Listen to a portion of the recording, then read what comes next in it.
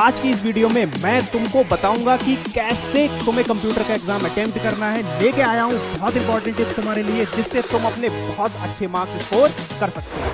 Hello everyone, I am Surjit Yadav, आपका science गुरु। क्या हाल चाल है मेरे प्यारे बच्चों? आई होप एकदम सब बढ़िया, फिट एंड फाइन। अब तुम्हारा लास्ट एग्जाम है जो है सीए या आईटी या फिर एआई का, और इसी एग्जाम के साथ हमारा ये 10th क्लास का सफर भी समाप्त हो जाएगा। बहुत अच्छी रही हमारी ये जर्नी, तुम सब लोग बहुत याद आओगे।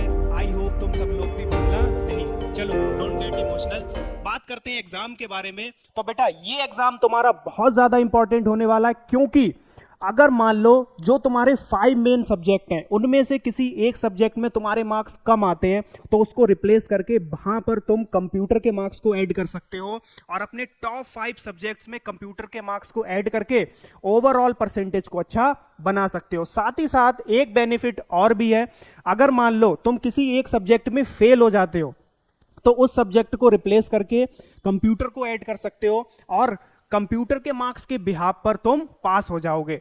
इस पेपर को भी बेटा बहुत अच्छे से देके आना है, ऑप्शनल सब्जेक्ट समझकर बिल्कुल भी लाइटली नहीं लेना है। साथ ही साथ काफी लॉन्ग गैप मिला है हमें तैयारी के लिए, तुम लोग बहुत अच्छे से तैयारी कर रहे होगे। तो बेटा आज की इस वीडियो में मैं तुमको बताऊंगा कि कैसे तुम्हें कंप्यूटर का एग्जाम अटेम्प्ट करना है। लेके आया हूं बहुत इंपॉर्टेंट टिप्स तुम्हारे लिए जिससे तुम अपने बहुत अच्छे मार्क्स स्कोर कर सकते हो। चलो देखो बेटा, सबसे पहले जो भी क्वेश्चन इस एग्जाम में आएंगे वो डायरेक्ट क्वेश्चन आएंगे, यानी कि जो भी थ्योरीज तुमने स्टडी की हैं वहां से डायरेक्ट क्वेश्चन बनेगा। ज्यादा घुमा फिरा के इस एग्जाम में क्वेश्चन नहीं पूछे जाएंगे। और जो भी तुम अपने क्वेश्चन को अटेम्प्ट करोगे ना, तो उसमें तुम जो लॉन्ग आंसर्स होंगे उनको कोशिश करना पॉइंट्स में लिखने की, स्टेप बाय स्टेप लिखने की, और जो भी मेन की पॉइंट्स होंगे ना बेटा उनको हाईलाइट करके आना अंडरलाइन से, या फिर एक रेक्टेंगल बॉक्स में आप किसी भी की पॉइंट को एनक्लोज करके हाईलाइट कर सकते हो। इससे क्या होगा, आपका आंसर बहुत ज्यादा अट्रैक्टिव लगेगा। दूसरा बेटा, ज्यादा से ज्यादा एमसीक्यूज प्रैक्टिस कर लो, और 15 मिनट पहले रीडिंग टाइम के लिए क्वेश्चन पेपर मिलेगा, उस टाइम में जो भी एमसीक्यूज हैं उनको कर डालो। पेंसिल से एक स्मॉल डॉट से क्वेश्चन पेपर पर मार्क कर लेना।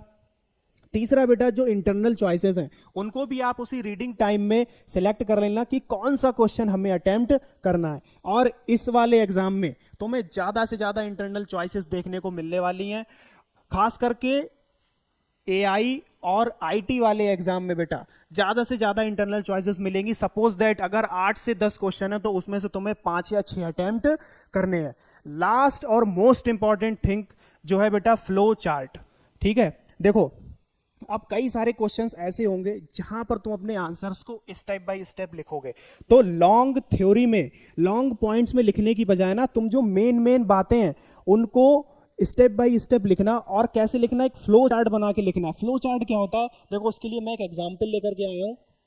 ऐसे आप फ्लो चार्ट बनाना, ठीक है, ऊपर एक हेडिंग मेंशन की, उस हेडिंग से रिलेटेड तुम्हें जो भी मेन की पॉइंट्स तुम्हारे दिमाग में आ रहे हैं, समझ में आ रहे हैं, उनको ऐसे फ्लो चार्ट में रिप्रेजेंट करना। एक रेक्टेंगल, स्क्वायर बॉक्स, या फिर ऐसे हम सर्किल बॉक्स में उसको बंद कर सकते हैं। उसके बाद नेक्स्ट स्टेप, थर्ड स्टेप, फिर फोर्थ स्टेप, इस तरीके से आप फ्लो चार्ट बना सकते हो। तो बीच बीच में जो भी क्वेश्चंस में आपको सुटेबल लगे कि हम इसका आंसर फ्लो चार्ट में दे सकते हैं तो जरूर करके आना, इससे आपकी आंसर सीट और भी ज्यादा अट्रैक्टिव लगेगी। और आई होप ऐसे आप अपने एग्जाम को अटेम्प्ट करके आओगे तो बहुत अच्छा आप स्कोर कर जाओगे।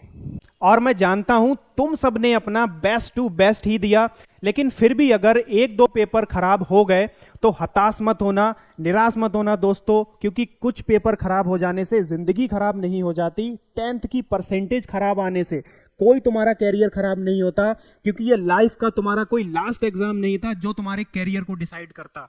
बस ये समझना कि ये मेरा बोर्ड का फर्स्ट अटेम्प्ट था, पहला एग्जाम था, तुम जो कर सकते थे तुमने वो किया, और मैं जानता हूं तुम सबने अपना बेस्ट ही दिया। तुम सबने प्यारे बच्चों बहुत ज्यादा मेहनत की है। आई एप्रिसिएट यू।